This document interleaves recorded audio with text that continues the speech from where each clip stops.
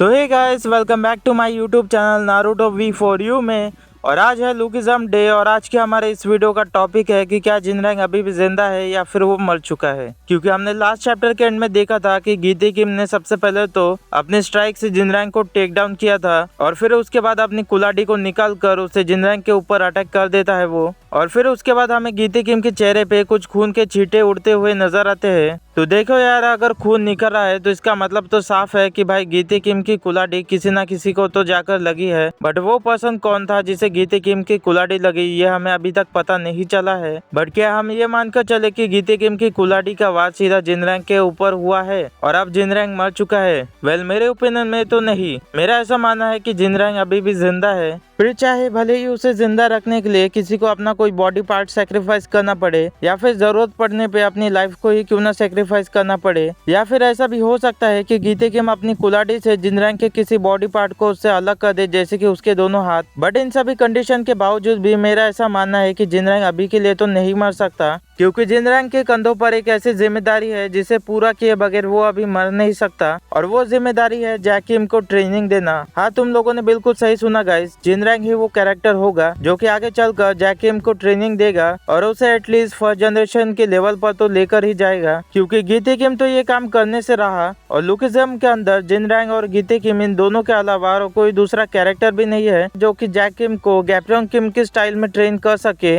At least अभी तक तो मुझे लुकिज्म की सीरीज में इन दोनों के अलावा कोई दूसरा ऐसा कैरेक्टर देखने के लिए नहीं मिला है जो कि जैक किम को ट्रेनिंग दे सके, वो भी गैप्योंग किम स्टाइल में, जिससे कि मैं इस थ्योरी को डिनाई कर सकूं। और जैसा कि मैंने पहले भी बताया था, गीते किम कभी भी जैक किम को गैप्योंग किम के स्टाइल नहीं सिखाएगा। तो ऐसे में सिर्फ जिनरैंग ही एक इकलौता ऑप्शन बचता है जैक किम के लिए जो कि उसे गैप्योंग किम के स्टाइल को सिखा सकता है। और इस सब का हिंट पीटीजे हमें बहुत पहले से ही देता आ रहा है। जैसे कि जब वर्कर्स वर्सेस बिग डील का आर्क खत्म होता है तो उसके बाद जैक किम की मुलाकात लाइटनिंग चोई के साथ होती है और उसे पता लगता है कि लाइटनिंग चोई किसी टाइम पर गैप्योंग किम की फिस्ट गैंग में काम करता था। तो ये पता लगने के बाद जैक किम लाइटनिंग चोई से रिक्वेस्ट करता है कि वो उसे ट्रेनिंग दे। But lightning Choi Jack Kim की इस रिक्वेस्ट को डिनाई करते हुए कहता है कि मैं इस लायक नहीं हूँ कि मैं आपको ट्रेनिंग दे सकूँ यंग मास्टर। और फिर इसके बाद लाइटनिंग चोई अपने डिसेबल के लिए लाइनमैन को चूज करता है। वही फर्स्ट एफ्लिकेट आर्क के दौरान जिनयोंग पार्क जेरिकोन को टिप देता है कि वो अपने फादर बाकुगो नो के टेप रिकॉर्डर को ढूंढकर उसे देखे ताकि वो उन टेप रिकॉर्डर्स को देखकर अपनी ट्रेनिंग कर सके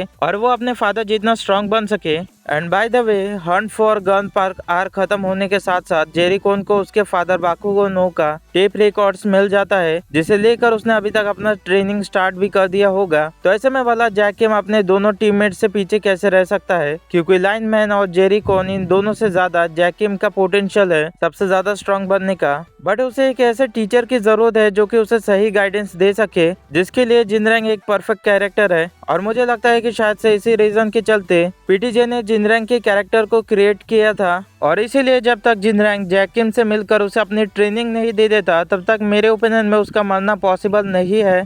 इसके अलावा शायद डैनियल की वजह से ही जिनरैंग और जैक किम दोनों आपस में मिल सके, जिसके बाद जिनरैंग जैक किम को अपनी ट्रेनिंग दे पाएगा और जैक किम आगे चलकर अपने फादर गैप्योंग किम की लेगेसी को कंटिन्यू करेगा। और अगर मैं अपकमिंग चैप्टर्स के प्रेडिक्शन की बात करूं तो मुझे ऐसा लगता है कि शायद से अलाइड और बुसान गैंग इस फाइट में हार जाएंगे और उन्हें अभी के लिए फिलहाल तो सरेंडर करना पड़ सकता है। या फिर अगर किसी और कैरेक्टर की एंट्री अपकमिंग चैप्टर्स में होती है तो शायद उससे इस फाइट के रिजल्ट ड्रॉ हो सकते हैं। और फिर बुसान आर्क के खत्म होने के बाद डैनियल को अपने सभी डिसीजन को काफी सोच समझ कर लेना होगा और शायद हमें डैनियल के कैरेक्टर में थोड़ी बहुत डेवलपमेंट भी देखने के लिए मिल सकती है। बट मेरी इस थ्योरी के ऊपर तुम्हारा क्या ओपिनियन है मुझे कमेंट्स में बताओ गाइस। वीडियो पसंद आओ तो लाइक एंड शेयर कर देना और जाने से पहले इस चैनल को सब्सक्राइब कर देना और बेल आइकन को प्रेस करके और नोटिफिकेशन को ऑन कर देना ताकि मैं जब भी कोई न्यू वीडियो अपलोड करूँ तो उसका नोटिफिकेशन सबसे पहले तुम्हें मिले। और मैं मिलता हूँ तुम सभी से अपने नेक्स्ट वीडियो में, तब तक के लिए गुड बाय।